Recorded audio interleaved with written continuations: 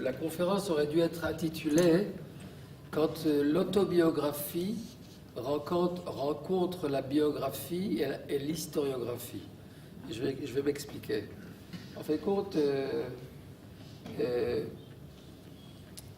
quand je suis arrivé à l'âge de 12 ans en Israël.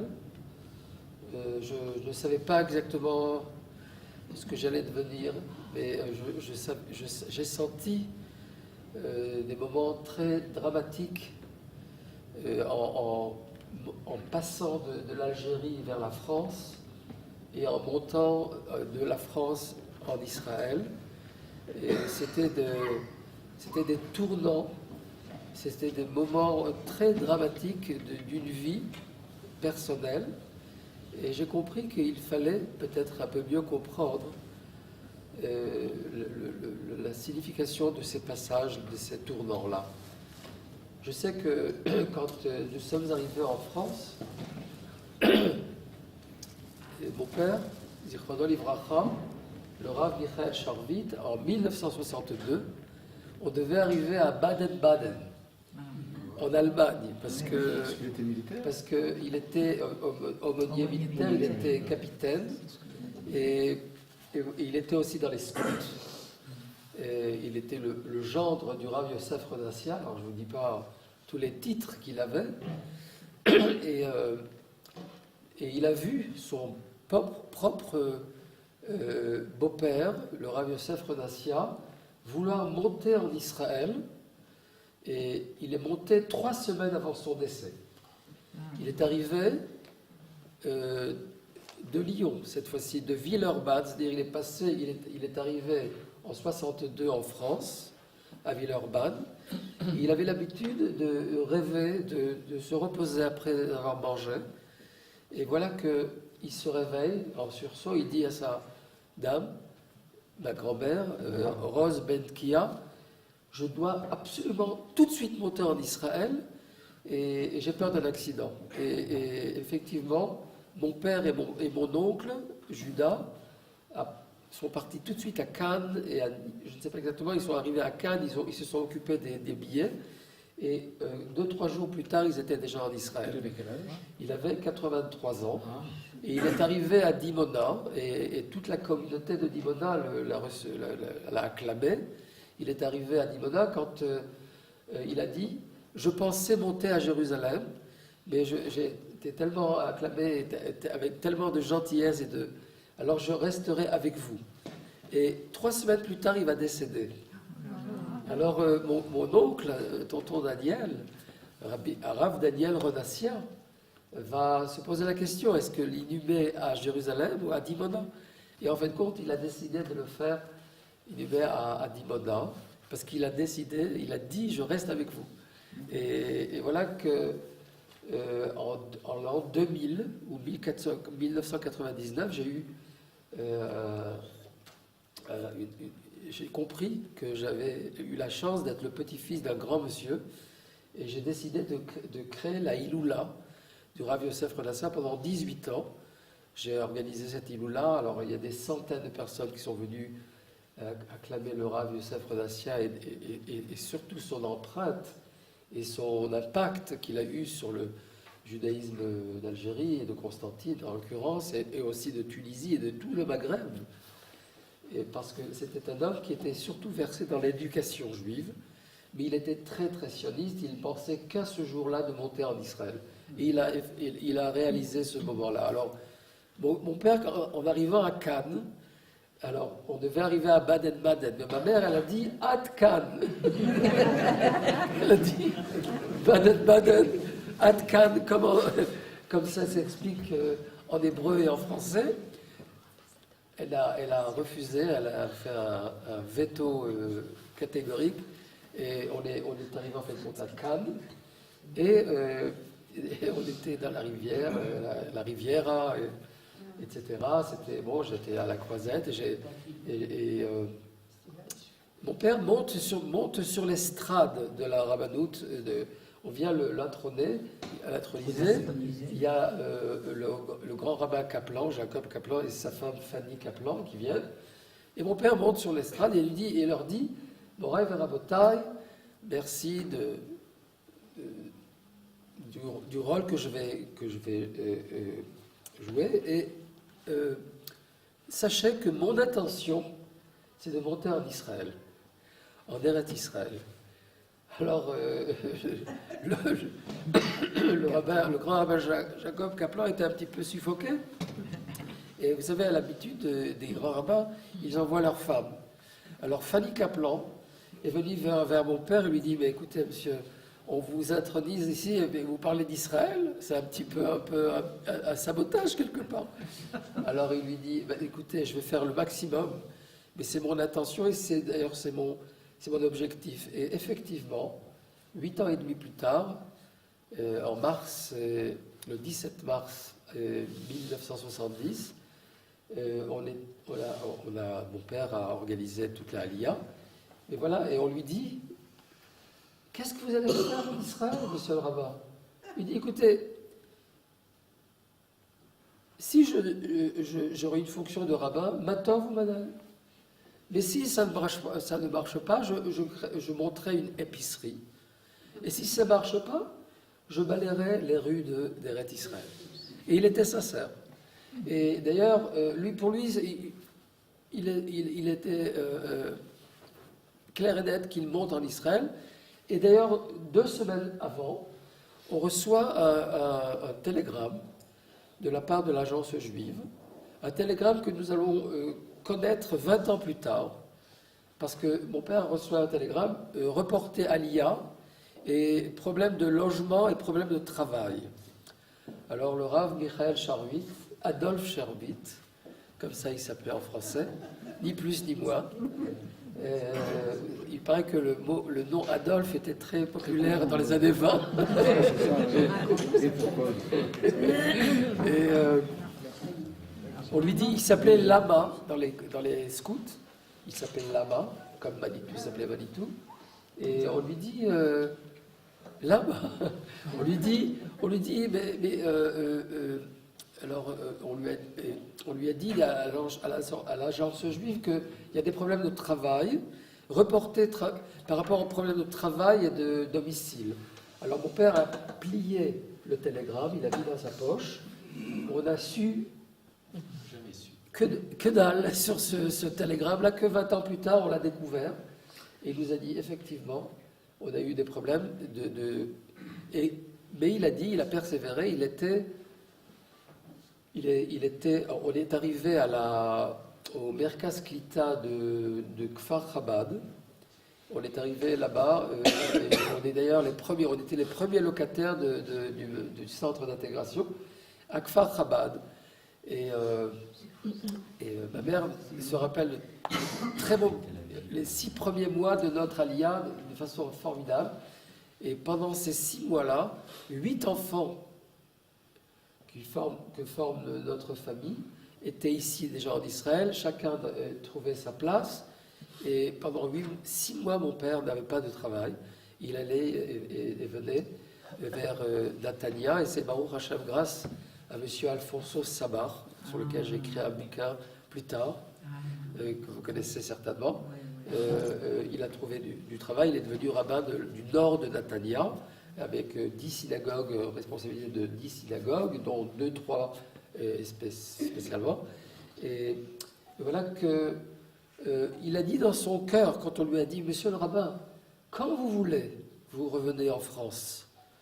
Et alors il s'est dit dans son cœur, c'est vrai, certes, on peut repartir en France pour des raisons de Parnassa, mais je ne reviendrai jamais en France parce que ça risque d'être à Chilul Hashem, la profanation de Dieu. Et c'est un petit peu le lait que j'ai bu et c'était l'enseignement que j'ai reçu et ça traversait plusieurs générations. Et tout d'un coup, je commence à entendre dire que les Juifs d'Algérie, ce sont des Juifs assimilés. Alors peut-être que Manitou avait raison, ils étaient assimilés à Sion. Assimilation, vous vous rappelez des termes et des jeux de mots de Manitou? C'était une assimilation. C'est-à-dire que que, en fin de compte, je découvre une historiographie qui est complètement, qui a comment dire, une orientation bien orientée. Elle est, en fin de compte, elle décrit une histoire qui est un peu, quelque part, déformée. Et ça, c'est une chose qui m'a beaucoup choqué. Je ne le savais pas encore, et j'ai senti le besoin de comprendre un petit peu qui suis-je. Et un jour, j'ai rencontré le poète Yitzhak Shalev. Et il a dit qu'un homme se doit d'étudier sur deux villes. Il doit étudier sur sa ville natale et sur Jérusalem. Je pense qu'il a résumé un petit peu ce que chaque personne doit faire dans sa propre biographie, dans son propre cursus personnel. Dans la brochure que j'ai écrite lors de mon voyage, j'ai fait un voyage en 1989, en 1990, j'ai fait un voyage à Constantine. Et cette fois-ci, j'étais à la fin de ma mission de shlichut éducative en France. On m'a demandé de venir avec un petit groupe de monter et de pèleriner sur les tombes à Constantine. Et c'était pour moi une grande émotion. Je suis arrivé là-bas, j'ai écrit un voyage sur un rocher. Comme ça, j'ai intitulé et là-bas, je cite Yitzhak Shalev, et le grand poète. Et voilà que j'étais en cours de... entre-temps, je suis arrivé dans un village, Yemin Horde. J'ai étudié là-bas avec le grand maître Yitzhak Meir. Alors, pour moi, c'était une intégration formidable en Israël, parce que c'est un grand monsieur. Je ne sais pas si vous avez entendu parler de lui. J'ai d'ailleurs écrit sa biographie, entre autres. Et Yitzhak Meir, il est Baruch Hashem vivant, il habite à Kochav Yair. C'était un consul, un ambassadeur, c'était un poète, c'est un écrivain, un grand éducateur, un impact formidable. Jusqu'à maintenant, on ne cesse de chanter ces très beaux chants qu'il a. Peut-être qu'à l'occasion, je t'en parlerai. Et c'est vraiment, pour nous, c'était quelque chose de fantastique. Nous, parce qu'on était là-bas deux frères et une sœur. Et voilà que je termine Yemin Horde et je vais à l'armée. Et je suis aiguilleur du ciel. Je suis dans une tour de contrôle militaire. Et je vois des fantômes et pas des fantômes comme vous le croyez, mais comme vous le pensez, des fantômes et des mirages, etc. Ça fait peur. Avant, c'était le mystère 4. Alors ça, c'est mon voyage à Constantine sur lequel j'ai parlé. Et voilà que je pénètre encore en plus profondeur dans la société israélienne. Je rencontre des jeunes du Shomer Hatzaïr, du mouvement de jeunesse, ultra, disons, gauche israélienne, ultra profane, ultra chilonite, si on le veut, si on cherche ces mots-là, qui ne veut rien dire, mais qui disent quelque chose. Et je rencontre la société israélienne. Bon, alors je vois qu'il y a quelque chose de très intéressant. Et grâce à Yitzhak Meir, j'ai appris la splendeur de Shivat Sion, du retour à Sion. C'était un moment très très spécial et très formidable. À Yemin, je rencontrais les 70 exils. C'était quelque chose vraiment de fantastique. L'anglais, le français, l'arabe, il y avait même une personne de Bahreïn, de mon temps. Ils étaient venus du Golfe Persique. C'est quelque chose de vraiment formidable. Et Yitzhak Meir, d'ailleurs, est parti à Téhéran en 1979 pour récupérer de la jeunesse par rapport à la révolution de Khomeini, etc. Et voilà que je commence à rencontrer les conflits du retour à Sion. Je commence à rencontrer les difficultés. Je commence à sentir les tensions sociales et les tensions idéologiques qui sont très pénibles quand tu ne sais pas vraiment comprendre la chose. Et tu le vois de côté, tu essaies de comprendre. Et tout d'un coup, je rencontre un grand monsieur qui s'appelle Israël Eldad, le professeur Israël Eldad, qui lui m'explique le pourquoi et le comment de tous ces conflits et de tous ces défis, toute cette tension, toute cette dichotomie qu'il y a dans la société israélienne. Chacun se définit autrement et il y a tant de polémiques, tant de tensions, tant de définitions partielles, etc.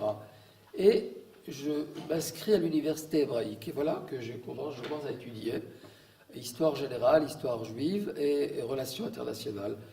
Tout cela me fait rencontrer tant de sujets, de très beaux sujets, des sujets très formidables. J'étais très content d'étudier l'histoire générale et l'histoire d'Israël. Et petit à petit, je commence à sentir un malaise. Parce que les profs me disent des choses, m'enseignent des thèses trop préconçues, trop orientées, qui veulent dire qu'une partie de l'histoire d'Israël. Et en parallèle, je sens aussi un malaise quant à ma communauté, ma propre communauté, parce que j'entends dire que c'est une communauté assimilée, une communauté très francisée. D'ailleurs, quand j'étais dans le bateau qui m'amenait de Marseille, je crois, en Israël, alors on a fait on était dans un flaga de 5-6 jours. Et comment on dit? Un voyage maritime. Troisième. Non, c'est pas une croisière. Un voyage. Une traversée. Et on est arrivé, et puis je voyais un monsieur qui était très religieux, disons, il priait toutes les prières. Et un jour, mon père, il me dit, tu vois, il est marocain. C'est la première fois que j'entends ce terme-là, je ne comprenais pas ce que ça veut dire. Je sais qu'il y a des juifs, mais qu'est-ce que ça veut dire un marocain? Ça veut dire. Et puis, on est arrivé à un premier port, un deuxième port, et puis après, en s'approchant de Haïfa, Monsieur Touboul, ce Marocain, observe avec ses jumelles la ville de Haïfa, le port de Haïfa. Alors je lui ai dit, est-ce que vous pouvez me prêter vos jumelles? Il me dit, non, je te les donne. Alors je dis merci beaucoup, et puis quelques minutes plus tard, je regarde avec les jumelles, je vois des lettres hébraïques sur une tour, la tour de Dagon, ou Dagon, et j'étais moi je savais qu'il n'y avait que des lettres hébraïques sur des livres, mais pas sur une tour. Et voilà qu'à un moment donné, il me dit, Monsieur Touboul, tu peux me prêter tes jumelles? Je lui dis avec plaisir, je lui donne. Et puis malheureusement, je les ai perdues. Mais ce qui m'a beaucoup frappé, c'est qu'on est arrivés ensemble en Israël, il a embrassé la terre d'Israël. Et puis quelques semaines plus tard, il y a eu un voyage du frère du Baba Saleh de Lod, si je ne me trompe pas, à Netivot. Et en retournant vers Lod, il est mort accidentellement, et avec M. Touboul. Et bon, d'ailleurs, mon père, Ronam, les grands amoureux, les grands amants de Sion, il s'est occupé de ses enfants pour les mariages, etc. Tout cela pour vous dire que je ne savais pas ce que c'est des Marocains. Et ce M. Touboul, c'était la première fois et voilà que j'étudie l'histoire d'Israël et je rencontre des thèses bien préconçues. Je ne sais pas encore remettre en question les choses, parce que je sais Rien du tout. Et bon, j'avais déjà 21 ans. J'ai commencé mes études à l'université hébraïque.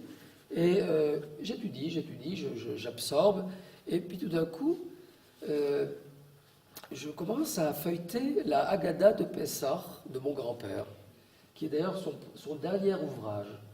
Et bien sûr, la veillée du Leil HaSeder, je feuillette et je vois l'interprétation.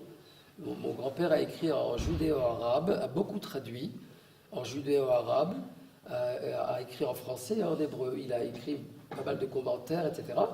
Et entre autres, un commentaire sur la Haggadah de Pessah. Et voilà qu'à la fin du livre de la Haggadah de Pessah, Zaved Tov, elle s'appelle la Haggadah de Pessah, je découvre la liste de livres qu'il a écrits et qu'il a édités, qu'il a publiés. Et je commence à comprendre que je vais devoir jouer un rôle quelconque par rapport à cette production littéraire. Et voilà que je me balade un petit peu par Bronze et par Vaud, et tout d'un coup j'entends une émission à la radio dont le docteur Jacqueline Frankel, qui était la bibliothécaire elle était à la bibliothèque de Bar-Ilan, elle dit à la radio française, vous savez, elle a fait un doctorat sur l'imprimerie des juifs de Djerba. Et elle dit là-bas, il y a un monsieur qui m'a beaucoup impressionné, c'est le grand rabbin Joseph Rodassia, qui a écrit 137 ouvrages, dont la plupart ont été publiés à Djerba. Djerba qui est en Tunisie. Alors j'entends, et puis j'entends son nom, j'ai dit, quoi ? Madame Frankel parle du Rav Joseph Rodassia, et qu'est-ce que moi, je n'ai absolument rien dit encore. Alors je vais directement à l'Institut Ben Tzvi, je rencontre le grand monsieur qui est plus que professeur et plus que docteur, le Avraham Attal, Robert Attal, Zichrono Livracha, le grand bibliothécaire spécialiste maghrébin. Et voilà, je lui dis, est-ce que vous connaissez le Rav Yosef Rodassia ? Mais il dit, moi, tu rigoles ou quoi ? Il dit, bien sûr, il dit, vous savez que c'est mon grand-père ? Écoute, on a tous les livres ici en haut. Ah. Alors je dis, mais comment ? Il me dit, mais viens, il me montre, on appelle ça le clouve.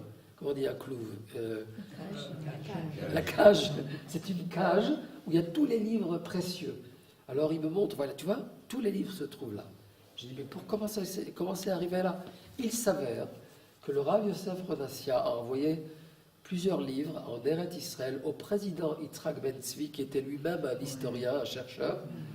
Et celui-ci avait donné un livre à la Bibliothèque nationale et d'autres bibliothèques. Et aujourd'hui, nous avons plus tard créé l'Institut Gaïdassé en son nom.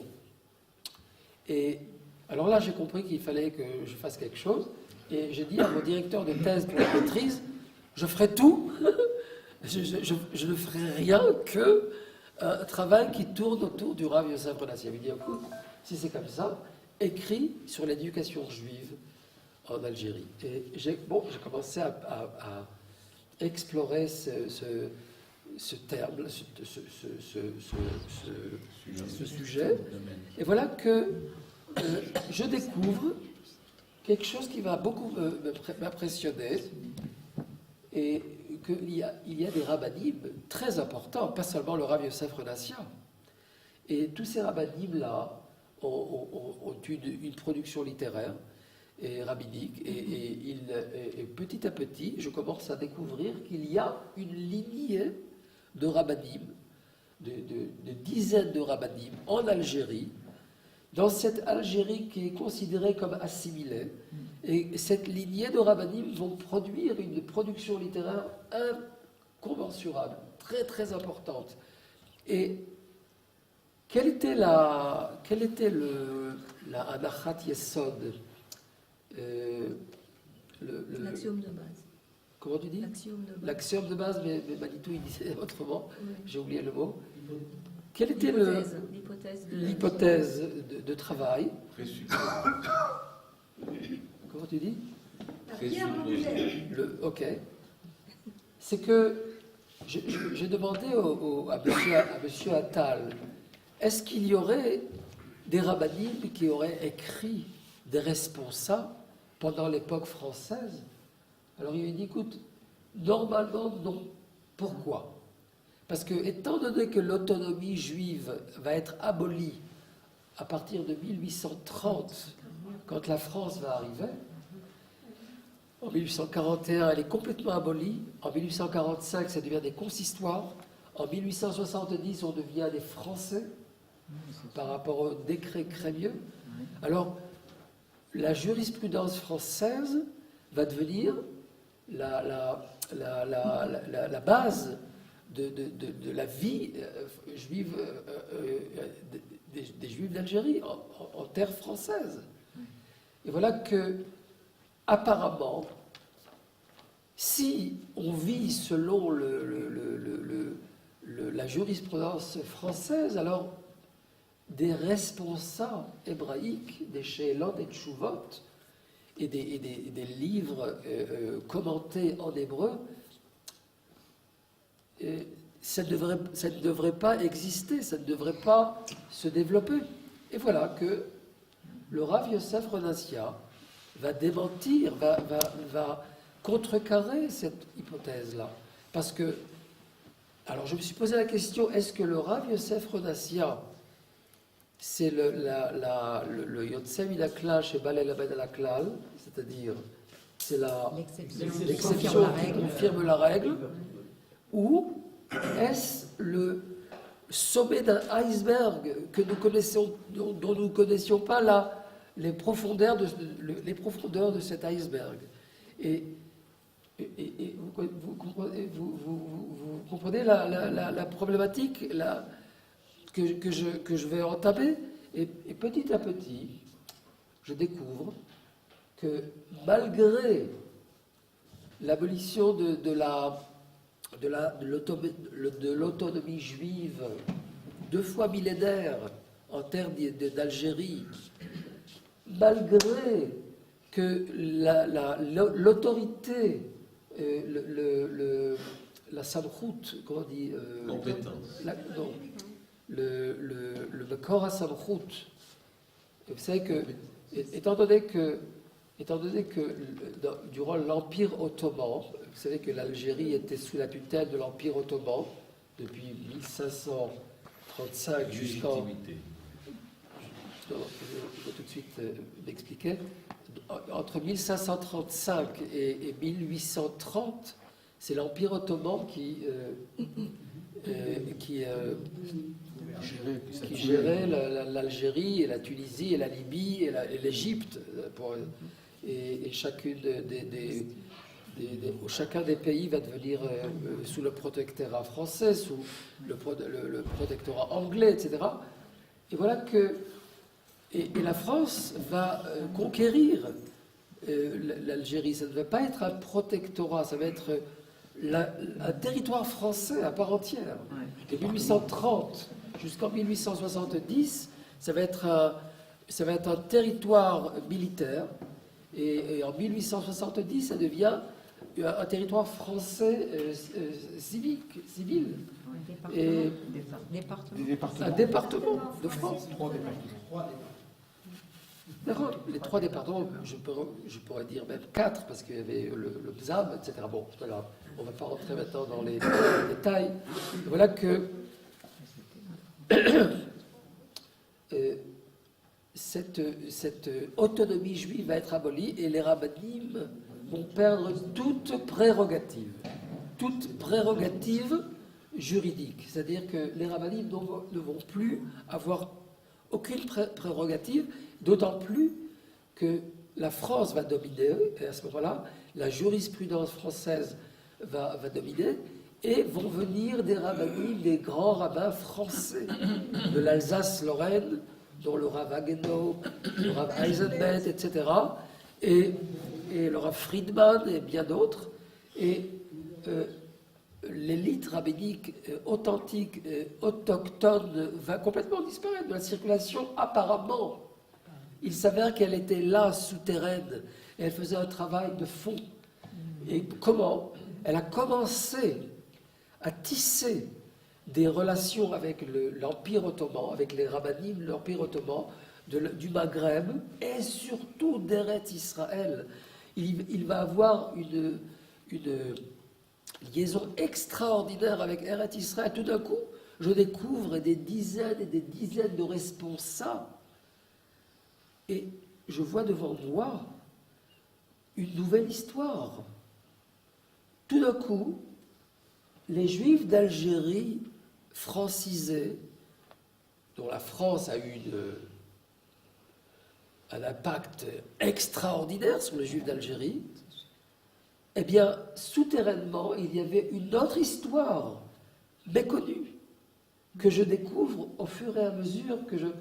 Alors, tout d'un coup, je découvre que le Rav Yehuda Ayash va monter en Eretz Israël en 1758, quand lui-même, avec son fils, avec ses fils, il va arriver à Jérusalem, dans la yeshivat Knesset Israël que le Rav Chaim Ben Attar avait créé, fondé en 1743 à Jérusalem, dans la rue Or HaChaim, qui porte le nom de son livre, le Rav Chaim Ben Attar.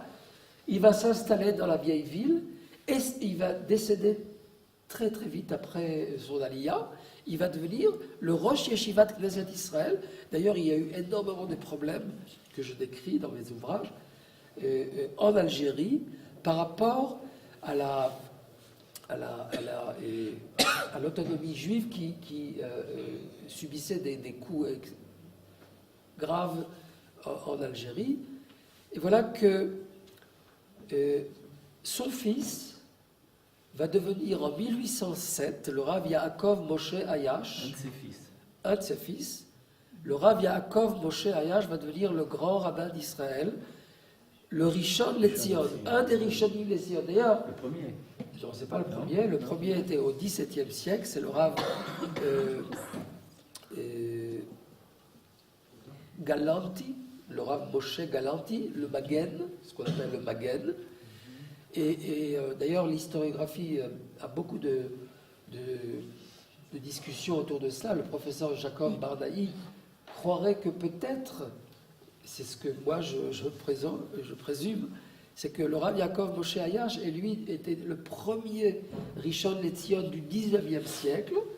Et c'est venu parce que, en ce temps-là, la communauté ashkénaze faisait son apparition ici à Jérusalem. Bon, c'est un thème à développer. Mais alors, tout d'un coup, le Rav Yehuda Ayash, le Rav Yaakov Moshe Ayash, hop, tout d'un coup, je découvre la famille Abo d'Alger. Et tout d'un coup, je découvre la famille Shlouch de Oran. Et en parallèle, se dessinent deux historiographies. Deux itinéraires historiques.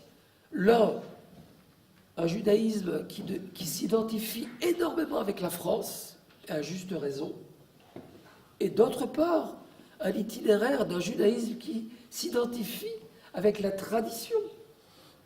Et tout d'un coup, on voit un type très, très spécial de juifs patriotes et patriotes d'Eretz Israël aussi. Patriotes français et patriotes Eretz israéliens. Et tout d'un coup, et moi j'ai eu la chance pendant très longtemps d'enseigner l'histoire d'Eretz Israël à la Oulpeda de Kiryat Arba. J'ai habité pendant 32 ans à Kiryat Arba, Baruch Hashem, et on est monté il y a 2 ans ici à Jérusalem. Et voilà que on est revenu à Jérusalem parce que ma femme, Chéti Ebria, elle est native, elle est née à Jérusalem et pas loin d'ici. Alors souvent il y a des francophones qui disent « Ah, vous êtes venus chez nous ?» Et dit « Non, c'est vous qui êtes venus chez nous. »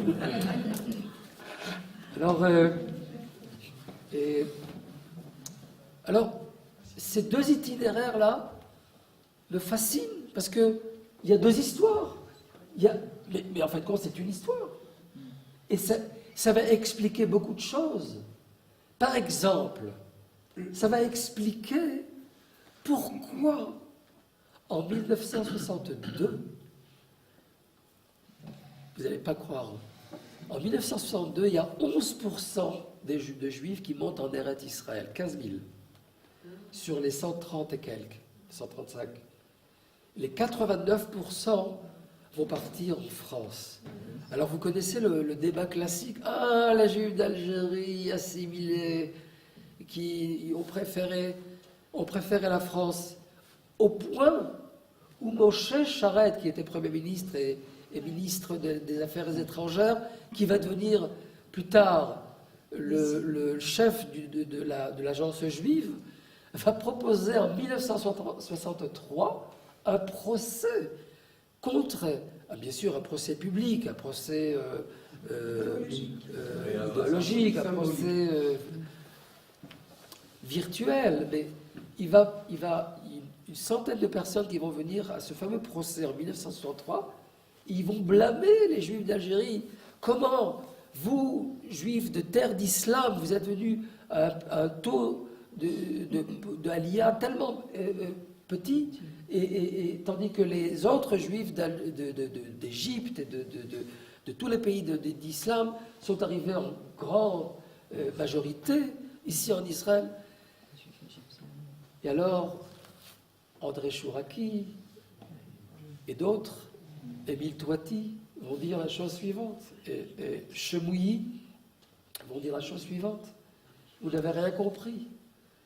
Ce n'est pas une communauté orientale, c'est une communauté occidentale qui était en terre d'islam de jadis, mais depuis 1830, c'est une communauté occidentale. Et au contraire, il faut voir ça de l'autre côté de la perspective. Au contraire, c'est la communauté occidentale qui est montée à un taux d'Aliyah le plus élevé parmi les communautés occidentales. C'est-à-dire que la communauté juive d'Algérie, en tant que... Et pourquoi ce taux d'Aliyah tellement élevé, 11%, et puis plus tard, en 67, il y aura la grande vague de Aliyah qui va se terminer en 73, dont Manitou et mon père étaient les chefs, je dirais, de cette vague d'Aliyah. Près de 25 000 juifs montent de France. Et ce n'est pas une Aliyah de catastrophe, c'est une Aliyah d'idéal, et une Aliyah de messianisme. Et Manitou expliquait ce qu'est un messianisme, un vrai, authentique et normatif, et non pas un messianisme chaotique, comme aujourd'hui développe cette... Vous savez, je vais tout de suite expliquer de quoi s'agit-il dans l'historiographie israélienne. Quand on parle de messianisme, de Meshiriout, ne parlons pas de cela. C'est une plaie, c'est une catastrophe. Pourquoi? Parce que Shabtai Tzvi, en 1666, s'est avéré un faux messie. Alors, messianisme est égal à la folie des grandeurs, est égal à une catastrophe, est égal à une irresponsabilité. Excusez-moi, vous vous êtes trompé.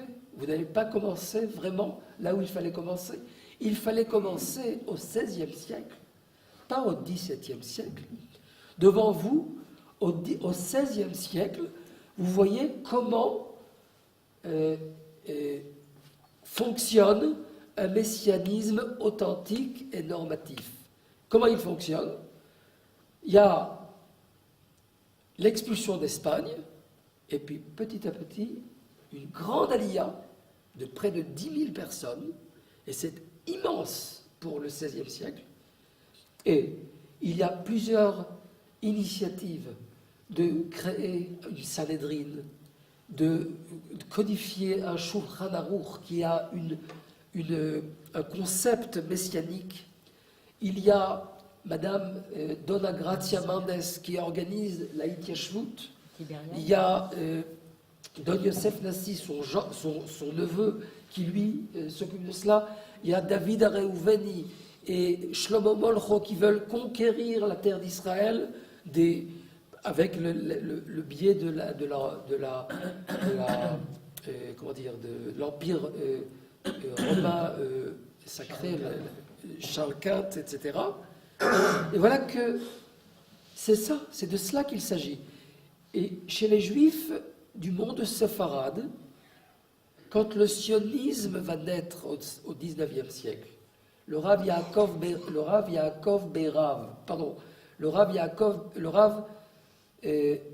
Bibas, le Rav Yehuda Bibas du XIXe siècle, correspondait avec le Rav Yaakov Berav du XVIe siècle. Il n'y avait aucun problème.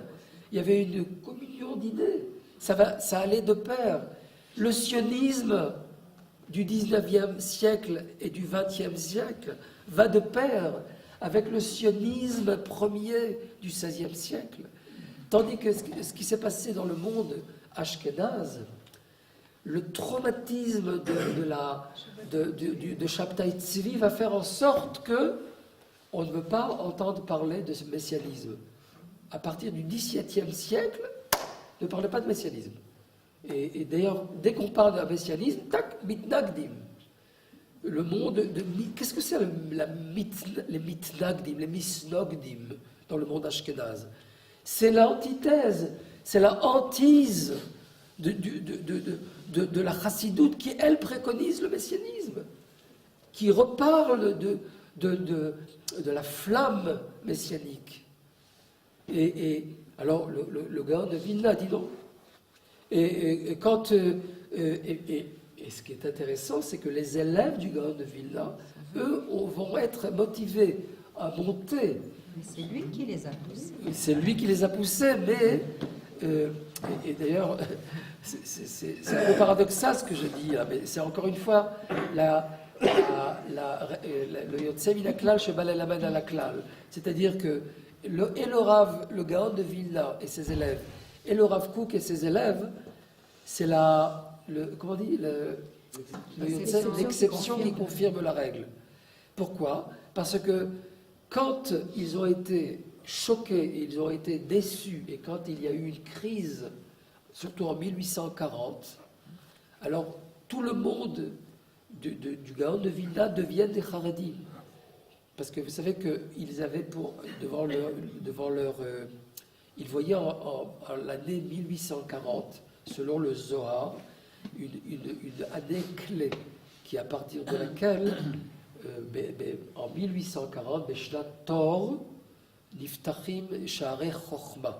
Et Sha'arei Chochma, c'est égal à Sha'arei Eret Israël. Bon, cela aussi, il faut l'expliquer, il faut l'étudier.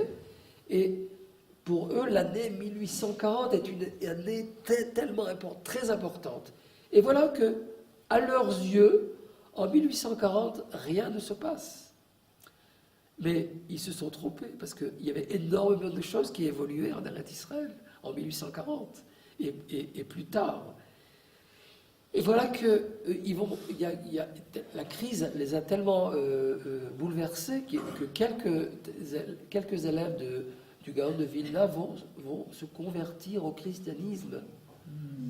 Alors, il y a eu une sorte de retrait, et à partir de ce moment-là, l'idée messianique va être, disons, abolie.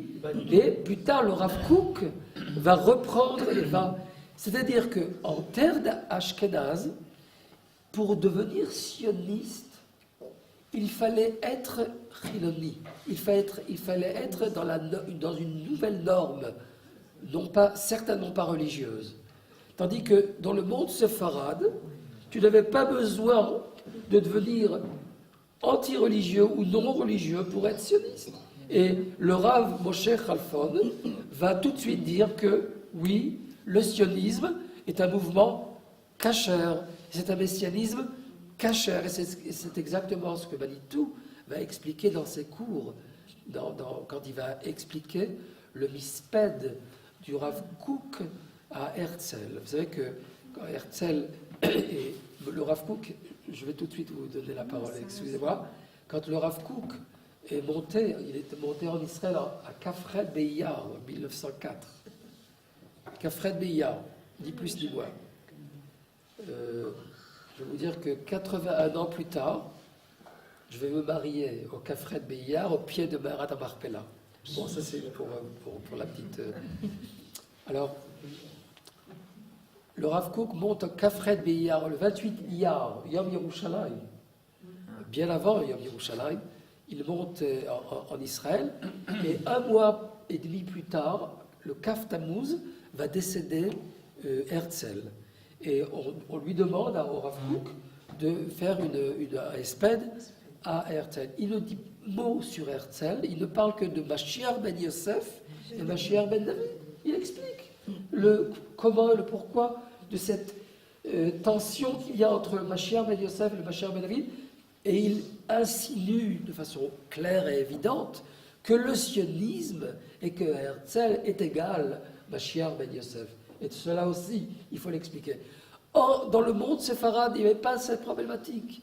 Lui, le Rav Kook, va rappeler cette terminologie, va réexpliquer toute cette complexité, toute cette gradualité dans la mouvance du messianisme.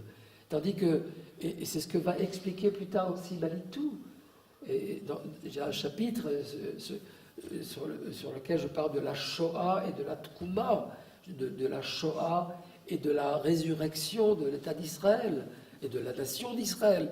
Et il explique cette complexité, cette dualité, ce dialectisme qu'il y avait, cette problématique. Alors, je découvrais une nouvelle histoire. Et c'est en fait pas une nouvelle histoire, c'est la vraie histoire, c'est l'histoire. Et cette histoire-là, elle est composée de deux itinéraires. C'est pourquoi énormément de Juifs d'Algérie sont partis à la guerre, la première guerre mondiale, et beaucoup de Juifs sont tombés à Gallipoli. Et à Gallipoli, il y avait là-bas Yosef Trompeldor. Ils ne se sont pas rencontrés. Mais par contre, M. Eizer Cherki, Zichrono Livracha, le grand Païl Tzioni, votre père et le grand-père du Rav Uri Cherki, et ce n'est pas par hasard. D'ailleurs, j'ai tellement de choses à vous dire que je cherche mes mots. Ce Eizer Cherki, un grand Païl Tzioni, je parle beaucoup de lui. Ce n'est pas par hasard que son petit-fils va écrire le livre de prière pour Yom Yerushalayim et Yom Ha'atzmaut. Il n'y a aucun hasard. Et bien, ce Eizer Cherki, quand l'opération Torche devait se dérouler le 8 novembre 1942, et que le fameux groupe clandestin Géogra, qui était déjà né en 1940 par rapport à Vichy, etc. Excusez-moi de faire des sauts comme ça un peu. Eh bien, il y a plusieurs orientations.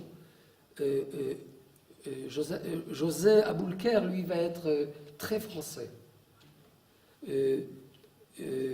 Sa sœur, par contre, Colette Aboulker, était très sioniste. Eizer Cherki était très sioniste, mais il a dit, lui, je ne participe pas à ce groupe clandestin, parce que j'ai aucune confiance en la France et aux États-Unis. Et c'est vrai ce qui s'est passé le 8 novembre 1942. La plicha, le débarquement a très très bien réussi grâce au groupe clandestin. Et d'ailleurs, les historiens vont commencer à remettre en question la judéité de ce groupe clandestin. Non, la motivation était française. Alors, ce matin, on m'a interviewé pour quelque chose de Réchet Aleph en français. Alors, elle m'a dit, mais comment vous expliquez ça? J'ai dit, tout simplement, quand tu es historien français, tu es orienté vers la France. Quand il y a un historien israélien, Alors, tu es orienté vers la dichotomie israélienne. Et étant donné que la plupart des académiciens israéliens dans les études humaines et les études juives ont une tendance vers la gauche israélienne, alors très peu de personnes étaient prêtes à écrire un ouvrage sur Manitou. Parce que Manitou voulait absolument enseigner une identité large et bien complète, et non pas quelque chose de partiel. Et d'ailleurs, une fois, il a dit qu'il y a un dialogue entre Tel Aviv et Bnei Brak. Et à Bnei Brak, ils font la caricature du sionisme, et à Tel Aviv, ils font la caricature du judaïsme. Et ces deux caricatures-là dialoguent. Et grâce à Dieu, aujourd'hui, et des historiens et d'autres personnes qui s'occupent des études juives commencent à remettre les choses à leur place. Bakasha, excusez-moi. Non, c'est pas grave. C'est parce que moi aussi, j'ai des histoires familiales. Et quand vous parlez du judaïsme ashkénaze qui n'était plus relié à la religion, moi, ma famille est venue en 1830 de Roumanie à Tzfat. Quel?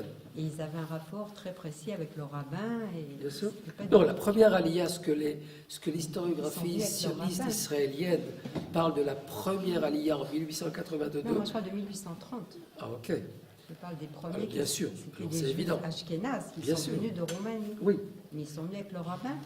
d'accord. Mais là, ce sont c'est ce que l'historiographie appelle le Yishuv Yashan. Oui, d'accord. Et quand il parle du Yishuv Yashan, de l'ancien Yishuv, il parle d'un Yishuv assioniste et antisioniste.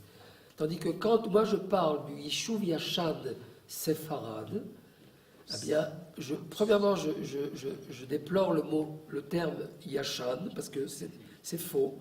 Ce Yishuv-là, le Rav Shlouch et le Rav Shmuel Abo étaient des gens qui étaient au top de la modernité, de leur temps. Et il n'y avait aucune contradiction entre l'achat de terre. Shalom. Vous savez que quand on parle de rachat de terre en Israël, alors quel est le nom qui vient tout de suite aux lèvres? Pas Rothschild, il y avait un premier. Ok, ben, il y avait d'autres. Il y avait un autre qui est la personne qui était celle qui a acheté les terres. Hein? Non, je parle au 19 et au 20e siècle. Eh bien, c'est de quoi comment? Non, רק שנייה. לא, pas Montefiore. Montefiore, il a acheté un petit lopin de terre par Dess.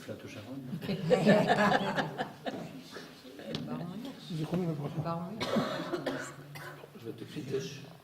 C'est le personnage qui a certainement acheté des terres avant la Première Guerre mondiale et après le lendemain de la Première Guerre mondiale. Le Rav Shmuel Abo l'a précédé de quelques dizaines d'années. Et personne n'en parlait de cela. Ok, et j'en parle en long et en large. C'est-à-dire qu'il y a la famille Ayash, la famille Abo, la famille Shlouch. Il y a près de 70 émissaires rabbiniques qui ont contribué une contribution extraordinaire à la diaspora. C'était un lien vital, un lien de vie entre la diaspora et Eretz Israël, entre les Juifs d'Algérie. D'ailleurs, les Juifs d'Algérie étaient considérés comme des Juifs riches, et les Juifs de Boukhara et d'Algérie étaient considérés comme des Juifs riches qui allaient donner beaucoup d'argent pour la terre d'Israël et pour le peuple d'Israël en Eretz Israël. Mais en 1899, il fallait envoyer le grand rabbin Jacob Meir, qui va devenir plus tard le grand rabbin Sfarad aux côtés du grand rabbin Kook, du Rav Kook, eh bien, il devait aller en mission spéciale pour demander à la communauté des Juifs d'Algérie de ne pas abolir la Shadarout, les Shlichim qui venaient d'Eretz Israël, parce qu'à un moment donné, l'assimilation, la francisation a fait que la terre d'Israël apportait un petit peu, un peu moins par rapport à ce qui auparavant ça les préoccupait. D'ailleurs, jusqu'en 1870, ça c'est aussi un chiffre peu connu, il y avait en Eretz Israël beaucoup plus de juifs d'Algérie que du Maroc. Quand on parle des juifs maghrébins en Eretz Israël, automatiquement on parle des juifs du Maroc. Mais c'est faux. Jusqu'en 1870, la majorité, 92% des juifs maghrébins sont algériens. Okay. Alors, tout cela pour vous dire que quand explose la Première Guerre mondiale, il y a deux facettes de la même histoire. Énormément de juifs qui vont se sacrifier pour la patrie France, la patrie qui est la France. Et d'ailleurs, le Rav Zerbib, le Rav Avraham Zerbib dit à son fils, Kol hakavod, tu es un bon fils du peuple d'Israël, tu te sacrifies pour la patrie, qui est notre patrie, la France. Et en parallèle, il y a toute une colonie juive d'Algérie qui était en Galilée, qui va être expulsée à Ajaccio.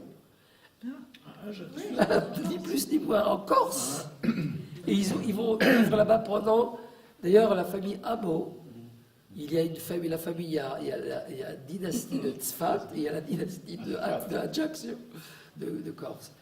Et ils sont venus ils sont retournés en 1914, en 1915 plus exactement. Combien de juifs sont partis? Près de 850, quelque chose comme 750. Je ne me rappelle pas. Tout est écrit, tout est...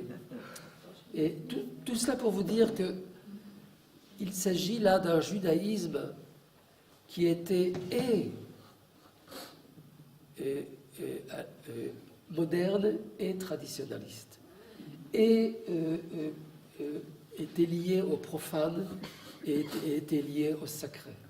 C'était un judaïsme qui était oriental tout en étant occidental.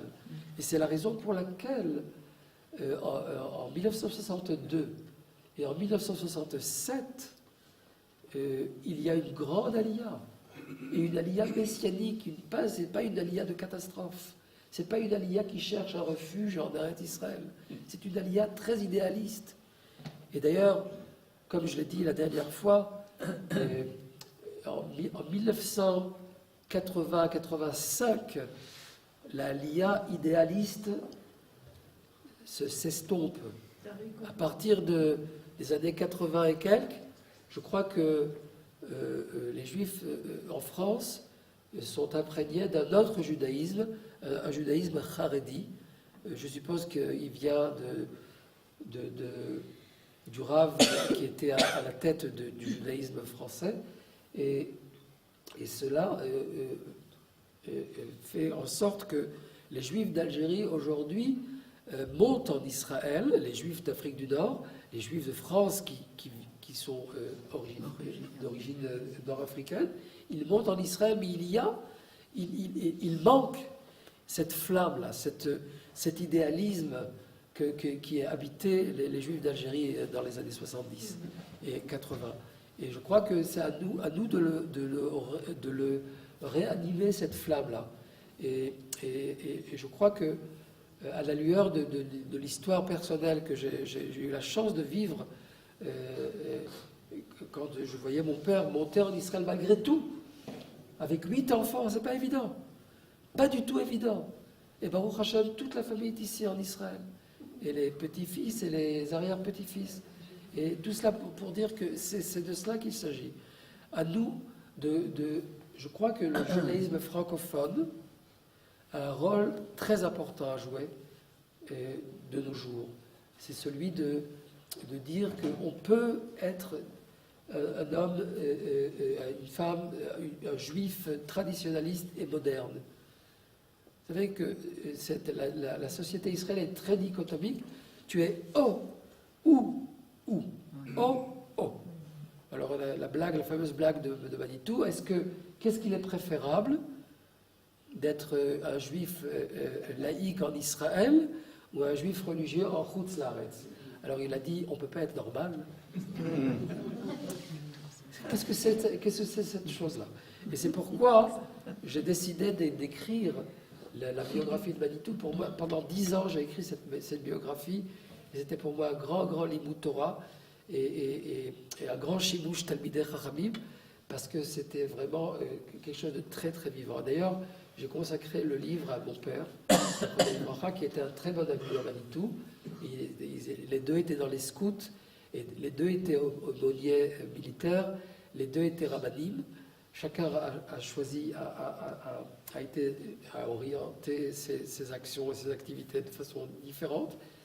Mais quand ils se rencontrent au mariage de Yitzhak Boanish, Hashem Yikom Damo, et de sa femme Rivka au fameux Hérodion, et quand j'ai une photo où ils explosent, ils ont un fou rire extraordinaire, alors je crois que j'ai tout compris.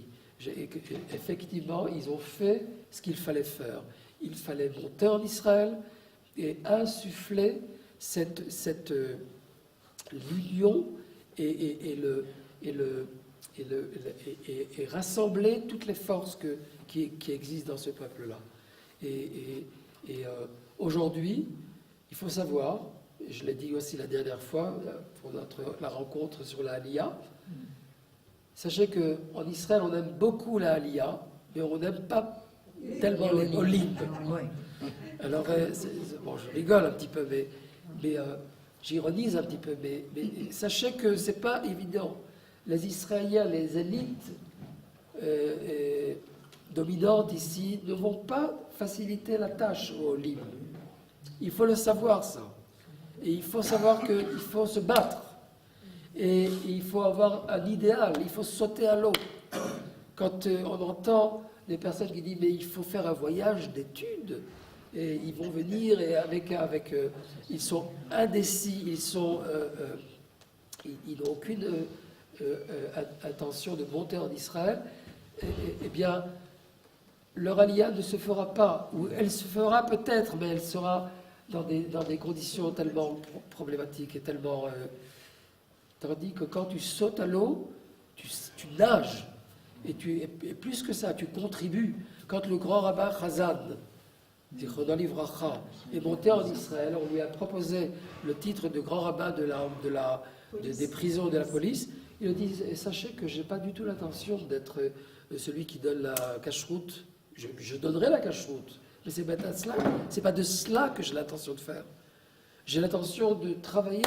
J'ai l'intention de faire en sorte que les prisonniers redeviennent de bons civils, de bons citoyens. Et c'est ce qu'il a fait. Et quand Manitou est venu là, il a dit je n'ai pas du tout l'intention de choisir une fonction tellement rabbinique.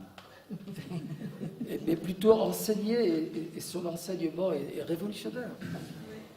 Et il nous ramène à la tradition et à l'identité hébraïque première. Et tout cela nous facilite notre aliyah. Et si tout à l'heure j'ai dit que Yitzhak Meir m'a expliqué la splendeur de Shivat Zion, et Israël Eldad m'a expliqué les conflits et les difficultés du retour à Sion, Manitou m'a expliqué les solutions de ces conflits. Et je crois que c'est de cela qu'il s'agit. Et à nous, pardon ? Je disais l'identité. Tout à fait. D'identité. Tout à fait. C'est que comme ça qu'on peut résoudre les difficultés et les problèmes. Et quand on sait pertinemment qu'on était juif et on redevient hébreu, et que l'identité devient pleine et épanouie, Alors tout devient, tout se met comme il se doit. Voilà, je vous propose. Maintenant, je vais vous montrer un petit film, un petit morceau. Heureusement que tu m'as rappelé, merci. Et c'est une petite surprise. Et après, on va voir deux petits morceaux. Après, je vais les interpréter.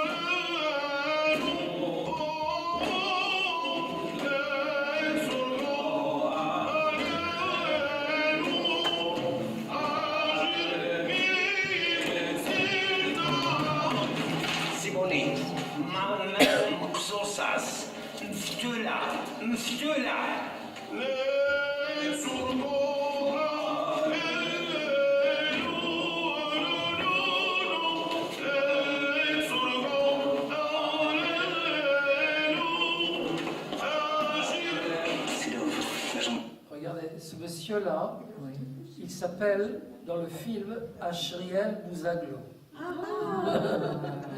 Alors je vais tout de suite vous expliquer, on va regarder et tout de suite on expliquera. Avec la Oui. Shalom. Shalom Dov. Est-ce qu'il y a des nouvelles? Très bonne. Écoutez, vous voyez ici, Dov, venez vous asseoir. ce Dov-là, c'était le chaliar d'Eretz Israël qui est arrivé en 1947 au Maroc, en Afrique du Nord. Il a organisé une aliyah directe d'Alger vers Eretz Israël. C'était, pour ainsi dire, l'exodus de l'Afrique du Nord. C'était la Hapala, la aliyah clandestine de 1947. Elle a commencé en 1943, tout le processus a commencé en 1943.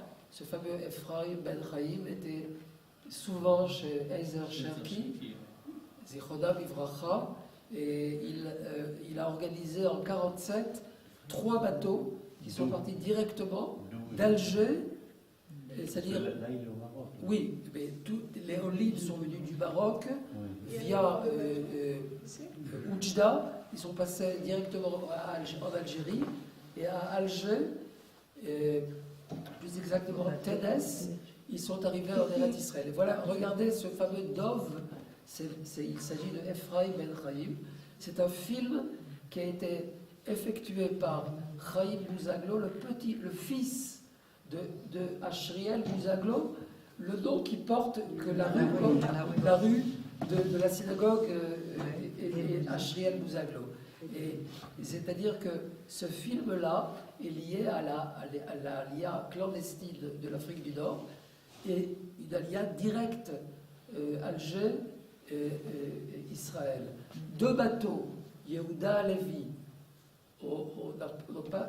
Yehuda Alevi et Shivatzi n'ont pas pu aboutir jusqu'en Eretz Israël. Ils sont partis à Kafrissé en Chypre et ils ont rencontré là-bas les Juifs qui venaient de l'Europe et des camps. Et le 3e bateau, Haportzim, celui-ci a abouti en Eretz Israël. Alors, pour vous dire que ça aussi, c'est une histoire méconnue. Il a fallu que j'écrive cela, il a fallu que j'enseigne cela, mais c'est très très méconnu de l'Académie israélienne et des élèves, des élèves du secondaire. Il y a un quartier ici. Pardon? Le Portim, c'est pas loin. D'accord. Alors, on va voir. Une seconde.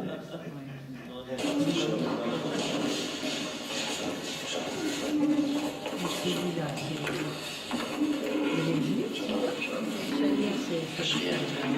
Tu crois que personne n'a remarqué comme ça? Un agent de la Haganah, en uniforme français en plein casar. Qui sont outrés? Les espions du sultan sont partout, ils savent très bien qu'on prépare quelque chose. Arrêtez de bavarder. Dédé, Hé, Dédé, hé, est-ce que tu peux préparer un verre du thé à mon ami? Waha. Plutôt, un thé. Alors, donc, les bonnes nouvelles? On va bientôt partir d'une plage d'Algérie. Pour la France, et puis pour la Palestine. En pleine période de Pâques? Une deuxième sortie d'Égypte. Notre peuple revient sur sa terre après 2 millions d'exil. C'est très symbolique. Sans vouloir vous offenser, Armin, je pense qu'il faut mettre la religion de côté et se concentrer sur l'organisation. J'ai besoin de savoir qui est responsable du groupe ici. Vous remarquez les deux narratifs. Celui d'un juif nord-africain qui parle de ce messianisme tellement simple et qui est lié à la Torah, qui est lié au Tanakh, et lui qui dit parlons de choses Ouais, concrètes. concrète. Je peux compter sur toi? Bien sûr, mon commandant. Mes enfants, בעבורכם מסתיימת הגלות. בקרוב אני מקווה תהיו בארצם של אבותינו, בארץ ישראל. אני רוצה לוודא שכאשר תהיו שם, תהיו מודעים לכך שאתם מגיעים סוף סוף אל מקומכם, הביתה. האדמה הזאת הייתה שייכת לאבותינו, ומחר היא תהיה של ילדינו. עמנו מעולם לא עזב את הארץ. תמיד המשכנו להתגורר שם. על אף התנגדותם של השליטים במקום. אני מקווה שכאשר תהיו בארץ ישראל, תילחמו ברב הזקן שלכם.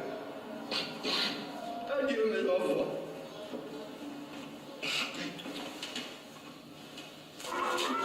Ne vous redormez pas les enfants, ça pour nous.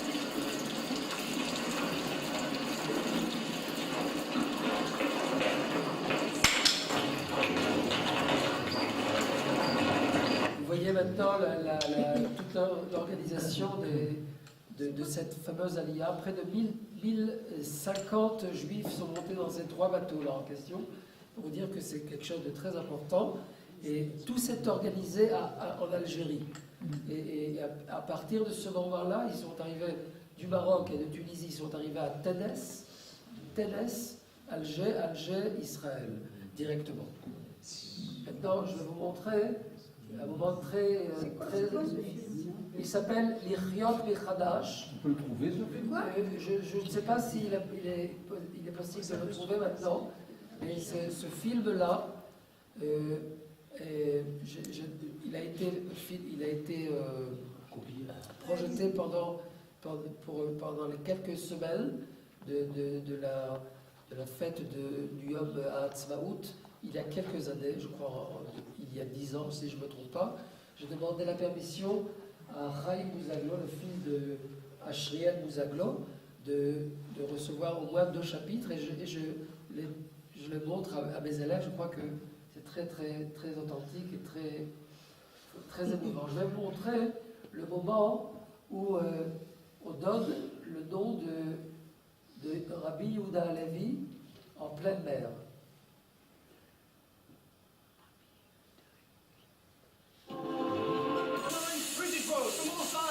Et on peut vraiment rien faire. There is something we can do. We can transmit an SOS call. Intégralement. Quoi? Intégralement. Je comprends pas.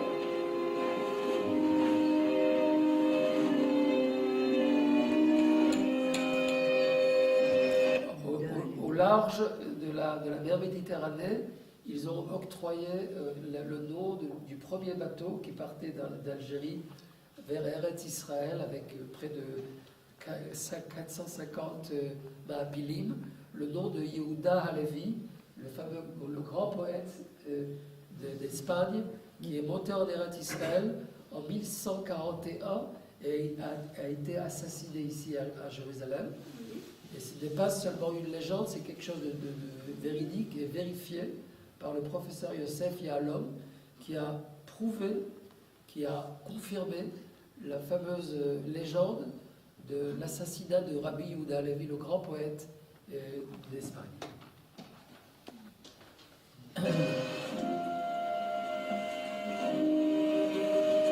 Yehuda Halevi. Je connais un. C'est un grand poète séfa. ליבי במזרח ואנוכי בסוף מערב. איך אטעמה את אשר אוכל ואיך יהיה רב. איך אשלם נדרי ואיסרי בעוד ציון בחבל עיתון ואני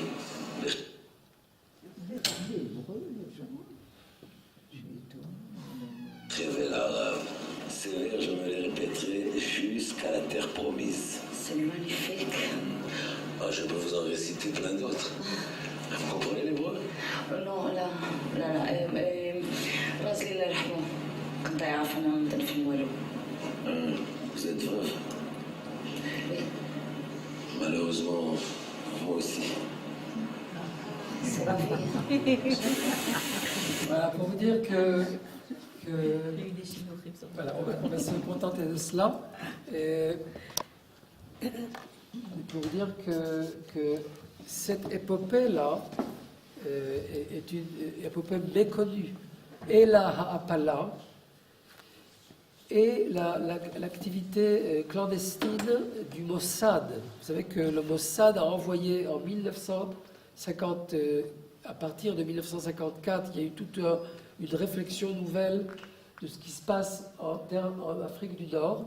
Et Isser Harel, qui était le chef du Mossad, a envoyé des combattants qui ont entraîné des pays libres, des sionistes clandestins en Algérie, et ils les ont entraînés pour riposter contre les Arabes qui étaient en pleine la fameuse guerre d'Algérie entre 1954 et 1962. Et en 1958, à Constantine, la Shabbat Bamidbar, il y a eu une riposte où 30 Arabes ont été abattus. Et grâce à la Misgeret qui était dirigée par Ibrahim, nommé Avraham Barzilai, en Algérie. Il y avait aussi le commando français. Ce sont quelques 100 et quelques soldats qui ont participé à la guerre de l'indépendance. Et près de je crois, 3 ou 4 soldats sont tombés, et 2 d'Algérie et 1 de France, 2 ou 3 d'Algérie et 1 de France. Et c'était un commando nommé Teddy Eitan, qui était un Français, un goy, qui a été le commandant de ce groupe-là, qu'on a appelé le commando français. Un des soldats les plus connus de ce commando français, c'était le Rav Navon, le Rav Yitzhak Navon. Pas Yitzhak Navon, Gad Navon. Merci. Prima. Le Rav Gad Navon. Et celui qui m'a expliqué, m'a raconté cette histoire, c'est un grand monsieur qui habite à Radana, il s'appelle le Rav monsieur Bartov, Pinchas Bartov Tayeb. Il était très longtemps directeur d'école en Israël, et ce monsieur-là était très lié à un ami qui a tout d'un coup disparu de la circulation en Algérie. Et pourquoi? Parce que il était interdit à un âge inférieur à 21 ans ou 22 ans de partir de la France ou de l'Algérie sans la permission des parents. C'était par rapport à ce qu'on appelle la prostitution, comment on dit? La majorité. Oui, mais il y avait une raison, parce que on a envoyé des... La conscription. Pardon? La conscription. Non, c'était On envoyait quoi? c'est un terme que j'ai oublié là. C'est pour ainsi dire, on prenait des filles, on les envoyait La traite. comment- La traite des Blanches. C'est ça, la traite des blanches. Et par rapport à cela, il fallait la permission des parents pour que... Et tout d'un coup, ce Pinchas Bartov Taïeb, tout d'un coup, son ami, son très très proche ami, disparaît de la circulation et ça l'a beaucoup intrigué. Et voilà que il arrive en Israël en 40, en 50, si je ne me trompe pas. Et celui-ci cherche, après pas mal d'années, il cherche son ami, il va chez Gad Davod, et Gad Davod, il lui dit que malheureusement, il est mort dans ses mains pendant la guerre d'indépendance. Il y avait en Algérie des mouvements de jeunesse qui ont insufflé le sionisme et ont fait un grand travail, dont Yossele Bar Tzion, le fils du Rav Bouskila. Le Rav Bouskila, le Rav Tzion Bouskila de Constantine, était le père de Yosef Bouskila quand il est arrivé en Israël à la tête d'un garide de Olim. Il s'est appelé Yossele Bar Tzion. Ça passait mieux. Pardon? Ça passait mieux. Ça passait mieux. Est-ce que tu as un Tanakh en français? Si, on a de Et je vais terminer notre rencontre. On va pas appeler cela une conférence. Je vais terminer notre rencontre avec, en citant le Rav Tzion Bouskila. Il a interprété le Shir al Boalot.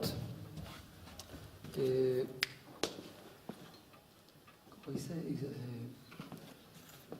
איזה פרק ששיבת ציון, היינו כחולים. J'espère qu'il va trouver la traduction.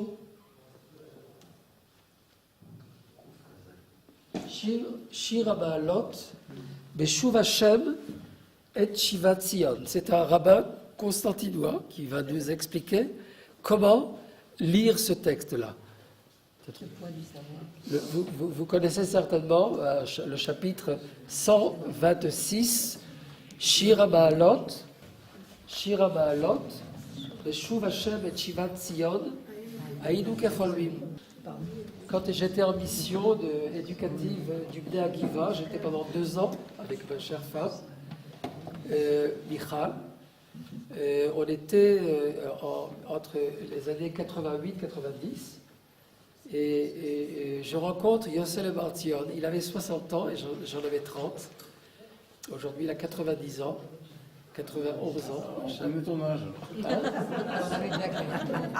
Je ne suis pas une femme, pas de problème. Alors il m'a expliqué, il m'a dit, regarde mon père, comment il m'a expliqué ce chapitre-là. Il dit que c'est un dialogue entre les Juifs d'exil et les Juifs d'Eret Israël. Alors il dit comme ça. Shir HaBaalot. Quand l'Éternel ramena les captifs de Tzion, nous étions comme des gens qui rêvent. Ça, c'est les Juifs d'exil. Ils rêvent. Alors les Juifs d'Eret Israël leur disent, oh, alors notre bouche s'emplit de chants joyeux et notre langue d'accents d'allégresse. Alors les Juifs d'exil disent, ah, alors on s'écria parmi les peuples, le Seigneur a fait de grandes choses pour ces gens. Alors les Juifs d'Eret Israël disent, certes, oui, l'Éternel a fait de grandes choses à notre égard, les Juifs d'Eret Israël. Profonde est notre joie. Alors les Juifs de Chutz La'aretz, qu'est-ce qu'ils disent? Ramène-nous, ramène nos captifs, ô Éternel, comme tu ramènes des ruisseaux dans le désert du Negev. Ils disent là du Midi. Ça veut dire que, oui, on monte vite et rapidement et sans difficulté. Alors il dit, oh, les Juifs d'Eretz Israël, ceux qui ont semé dans les larmes, puissent-ils récolter dans la joie? Ce qui veut dire, c'est un dialogue. Relisez ce chapitre à la lueur de ce dialogue. Vous allez voir comment deux façons de voir les choses. Les uns qui rêvent et qui ne réalisent pas, et les autres qui sèment et qui travaillent et qui agissent. Je voudrais vraiment terminer maintenant par quelques mots sur mes livres. Ce livre-là, c'est un livre qui a été édité à la Sorbonne. C'était une recherche qui est basée sur mon doctorat. La France, l'élite rabbinique d'Algérie et la Terre Sainte au XIXe siècle, tradition et modernité. Et ce livre-là, c'est un livre en hébreu, Yehoudé Algéria Baïdan Atzarfati. J'avais donné une dizaine de 13 conférences à Galei Tzahal, dans la fameuse Universita Meshuderet. Et en fait, compte, c'est sorti. C'est un format qui nous rappelle un petit peu le que sais-je en France. Bien sûr, bon, peut-être après. Ça, c'est une nouvelle, un roman historique que j'ai écrit sur mon grand-père. Je voulais m'éclater. En hébreu, j'avais un peu ras-le-bol d'écrire un texte académicien. Je voulais vraiment écrire mes propres vers et mon propre cantique, si vous le voulez, sur ce personnage. Et à travers ce personnage, la conception éducative, l'enseignement du Rav Yosef Rodassia. Et à travers cela, on peut découvrir sa biographie. Et je pense que ceux qui l'ont lu ont eu du plaisir à lire un hébreu presque biblique. Et ça, c'est une anthologie complète de 550 pages, et avec une très très belle photo du musée de la diaspora. Vous avez tous les sujets, tous les thèmes sur les Juifs d'Algérie, les 2 millénaires du judaïsme d'Algérie, avec bien sûr les composantes qui étaient absentes, je parle des rabbinim, je parle de l'élite rabbinique, je parle des liens avec Eretz Israël, je parle du Mossad, je parle de la clandestinité, etc. Je n'ai pas tellement mis l'accent sur l'opération Torche, mais c'est un sujet très très important qui mérite une attention particulière. Ça, c'est mon voyage à Constantine que j'ai effectué. C'est une 2e édition. Et ici aussi, il y a beaucoup d'émotions. C'est pas un texte érudit, c'est beaucoup d'émotions. Ma tante, ma cousine, Denise Rodassia, la fille du Rav Daniel Rodassia, qui était sage-femme, une femme sage, et elle m'a dit qu'elle a reçu à la poste, et puis elle s'est assise sur une petite chaise et elle a pleuré. C'est très émouvant, c'est un moment très très dramatique de revoir un endroit que tu n'as pas connu, dans lequel tu es né. Et on était 3 jours là-bas, c'était très très crispant, très très profond, et en même temps, Baruch Hashem, on est ici en Eretz Israël. Et le livre, j'ai écrit un livre qui s'appelle Une terre à redécouvrir. C'est un livre que j'avais écrit après ma mission, et je parle de plusieurs sites et de plusieurs phénomènes d'Eretz Israël à la base de chaque paracha. C'est un livre qui a été épuisé, et je suis en train de voir peut-être le réimprimer, parce que je sais que ça a beaucoup plu au livre Hadashim de jadis, et j'espère que peut-être que je ferai à nouveau une nouvelle impression. Et pour terminer, et peut-être pour commencer, à vrai dire, c'est la biographie de Manitou, un livre que j'ai écrit pendant 10 ans, et durant lequel j'ai énormément appris, et j'ai